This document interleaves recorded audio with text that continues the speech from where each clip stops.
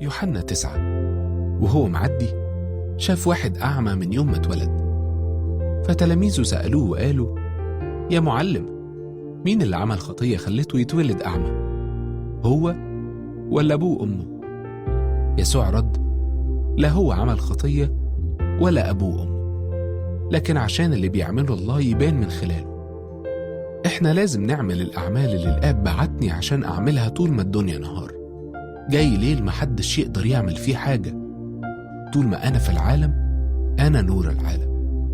بعد ما قال الكلام ده تف على الأرض وعمل منها طين ومسح بالطين على عينين الأعمى، وقال له: روح اغسل وشك في بركة سلوان، اللي معناها مرسل. فراح وغسل وشه ورجع شايف. فالجيران واللي كانوا بيبصوا عليه قبل كده على إنه شحات ابتدوا يقولوا: مش هو ده اللي كان بيقعد ويشحت؟ ناس تانيين كانوا بيقولوا: هو ده. غيرهم كانوا بيقولوا: لأ، ده بس شبهه. وهو فضل يقول: ده أنا. فقالوا له: إزاي بقى عينيك فتحت؟ رد: واحد اسمه يسوع عمل طين ومسح بيه على عينيا، وقال لي: روح اغسل وشك في سلوام. فلما رحت وغسلت وشي بقيت بشوف. قالوا له: هو فين؟ قال لهم: معرفش. فجابوا اللي كان قبل كده أعمى للفريسيين، وكان يوم سبت لما يسوع عمل طين وفتح عينيه. فمرة تاني ابتدى كمان الفريسيين يسألوه: إزاي بقى بيشوف؟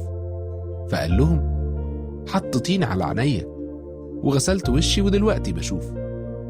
فشوية من الفريسيين قالوا: الراجل ده مش من عند الله، لأنه مش بيلتزم بشريعة السبت. لكن ناس تانيين قالوا: إزاي واحد خاطي يقدر يعمل آيات زي دي؟ وكان بينهم خلاف. فقالوا تاني للأعمى: أنت إيه رأيك فيه بما إنه فتح عينيك؟ فقال: هو نبي. فاليهود ما صدقوش عنه إنه كان أعمى وبقى بيشوف لحد ما استدعوا أبوه وأمه، وسألوهم وقالوا: هو ده ابنكم اللي انتوا بتقولوا إنه اتولد أعمى؟ طب إزاي دلوقتي بيشوف؟ فرد أبوه وأمه وقالوا: إحنا عارفين إن ده ابننا وإنه اتولد أعمى، لكن إزاي بيشوف دلوقتي ما نعرفش، أو مين اللي فتح عينيه ما نعرفش. اسألوه، هو كبير كفاية، هو يتكلم بالنيابة عن نفسه. أبوه وأمه قالوا كده لأنهم كانوا خايفين من اليهود، عشان اليهود كانوا اتفقوا فعلا إن لو حد اعترف إن يسوع هو المسيح يبقى مطرود من المعبد. وعشان كده أبوه وأمه قالوا: هو كبير كفاية، اسألوه. فاستدعوا الراجل اللي كان أعمى مرة تانية وقالوا له: ادي المجد لله، احنا عارفين إن الشخص ده خاطي. فرد: إذا كان خاطي ولا لأ معرفش، أعرف حاجة واحدة، إني كنت أعمى ودلوقتي بشوف. فقالوا له: هو عمل لك إيه؟ إزاي فتح عينيك؟ رد عليهم: أنا فعلا قلت لكم وإنتوا ما سمعتوش، ليه عايزين تسمعوا تاني؟ ما تكونوش إنتوا كمان عايزين تبقوا تلاميذه؟ راحوا شتموه وقالوا له: أنت تلميذه، إنما إحنا تلاميذ موسى. إحنا عارفين إن موسى الله كلمه، لكن ما نعرفش الراجل ده منين.